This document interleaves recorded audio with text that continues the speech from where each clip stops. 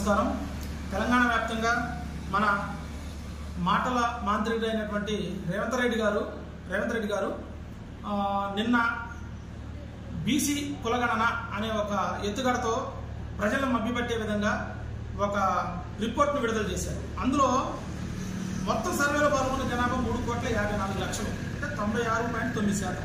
అందులో ఎస్సీ జనాభా 17.43%, ఎస్టీ జనాభా 10.45%, బీసీ జనాభా 46.20%, ముస్లిం మైనార్టీ బీసీలు 10.08%. ఇక్కడ గుర్తుపెట్టుకోండి, ముస్లిం మైనార్టీ బీసీ జనాభా 10.08%, ముస్లిం మైనార్టీ బీసీలతో కలిపి మొత్తం బీసీలు 56.33%. అంటే ముస్లిం మైనార్టీ ఓసీలు 2.48%, ముస్లిం మైనార్టీలు మొత్తం కలిపితే 12.56%, ఓసీల జనాభా 15.7%, సర్వేలో పాల్గొన్న జనాభా 3.1% అని రిలీజ్ చేశారు. యాక్చువల్గా ఇప్పుడు మరి ఇంత సర్వే చేశారు కదా, ఇందులో క్రిస్టియన్ పీపుల్స్ అంటే క్రిస్టియన్ జనాభా లెక్కల ప్రకారం క్రిస్టియన్ మతస్థులు ఎక్కడ? ఇందులో ముస్లిం ఇచ్చారు, ముస్లిం మైనార్టీలు ఇచ్చారు, ముస్లిం ఓబీసీలు బీసీలు ఇచ్చారు. మరి క్రిస్టియన్ జనాభా ఎక్కడికి వెళ్ళింది?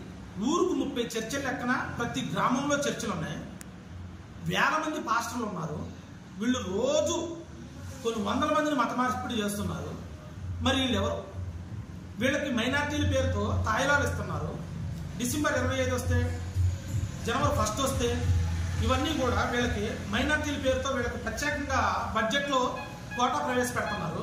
మరి ఇదే ముస్లిం మైనార్టీలకి అయితే ప్రత్యేక బడ్జెట్ ప్లస్ అందులో బీసీ జనాభా మళ్ళీ 10% అంట. అసలు రాజ్యాంగం ప్రకారం ముస్లింలు బీసీలా? ఇక్కడ ఎవరికి నష్టం జరుగుతుంది?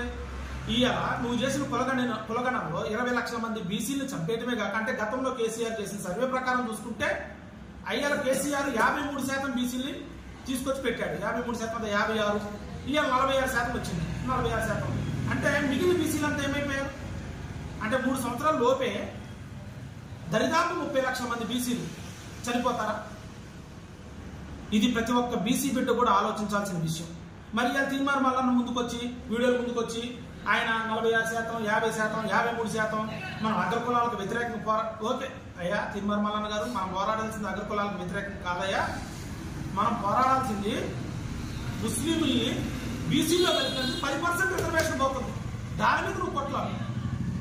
ఇదే క్రైస్తవుల్ని అసలు ఎక్కడా కూడా జనాభా లెక్కల్లో చూపించలేదు. ఎందుకు చూపించలేదు? ఒకవేళ నిజం ఉంటే ఈ కులగణంలో క్రైస్తవులు ఏమైపోయారు? మరి క్రైస్తవ సమాజానికి కూడా తెలియాలి కదా ఇది. మరి ఎంతమంది పాస్టర్లు ఉండి ఊరికి ఇన్ని చర్చలుండి రోజు హిందువుల మీద అనేక దాడులు చేస్తున్నటువంటి క్రైస్తవ మతంలో కనీసం వాళ్ళ బీసీసీ కిందన్నా చూపించాలి కదా. క్రైస్తవులు బీసీసీ అని ఒక 5%, 2%, 3% అనేది ఉంటుంది కదా. మరి వీళ్ళు ఏమైపోయారు? ఇలా ఏకంగా అందరం తీసుకొచ్చి బీసీ జనాభాలో పెట్టి గుంపాగత్తగా ఎంత బీసీ జనాభా అని చెప్పేసి రిలీజ్ చేస్తే ఎవరికి అన్యాయం జరుగుతుంది? నిజమైన బీసీకి అన్యాయం జరుగుతుంది. ముస్లింలు 12% చూపించి అందులో 10% ముస్లిం మైనార్టీలు బీసీలు అంటారు. 10% రేపొద్దున రాజకీయంగా ఏదైనా అవకాశం వచ్చినప్పుడు 10% ఉన్న వాళ్ళకే న్యాయం జరిగింది కదా. బీసీల్లో ఏబిసిడి వర్గీకరణలో ఏ వర్గీకరణలో ఒక 5% పోయినా, బి వర్గీకరణలో 5% పోయినా, సి వర్గీకరణలో 10% పోయినా, డి వర్గీకరణలో 15% పోయినా వాళ్ళ మెజార్టీ ఎవరున్నారు ఇక్కడ? నువ్వు అనబడే ముస్లింసే కదా. ముస్లింస్ బీసీలు ఎలా అవుతారు? దీని మీద ప్రజలందరూ, రాష్ట్ర వ్యాప్తంగా ఉన్న బీసీలందరూ కూడా ఇవాళ పోరాడాల్సిన రోజు కావున దయచేసి ఈ కులగణనకే 200 కోట్ల రూపాయల ప్రజాధనాన్ని వెచ్చించి అనవసరమైన ఖర్చు పెట్టారు. కావున మళ్ళొక్కసారి బీసీ సమాజమా, ఈ కాంగ్రెస్ ప్రభుత్వం చేపట్టినటువంటి కులగణన పూర్తిగా మోసపూరితం. ఇందులో ముస్లింలు చేర్చి అక్కడ ఎస్సీ, నిజమైన ఎస్సీ, రాజ్యాంగం ప్రకారంగా నిజమైన ఎస్సీ బిడ్డలకు కూడా అన్యాయం జరుగుతుంది, ఎస్టీ బిడ్డలకు కూడా అన్యాయం జరుగుతుంది. అక్కడ ఎంతో మంది క్రైస్తవ మైనార్టీలు ఉన్నారు. మరి వాళ్ళను కూడా ఈరోజు తెర మీదకి వచ్చి వాళ్ళను కూడా లెక్కించి ఇంత క్రైస్తవ జనాభా ఉంది ఈ రాష్ట్రంలో అని చెప్పినప్పుడే నిజమైన కులగణన జరిగిందని మేము భావిస్తున్నాము. కావున మళ్ళీ ఒకసారి భారతీయ జనతా పార్టీ తరఫున మేము కోరేది ఏంటంటే నిజమైన సర్వేని ప్రవేశపెట్టి నిజమైన సర్వేని చేసి కులగణనలో బీసీకి రావాల్సిన ఓటాన్ని బీసీకి పెంచవలసిందిగా రేవంత్ రెడ్డి గారి ప్రభుత్వాన్ని కోరుచున్నాం.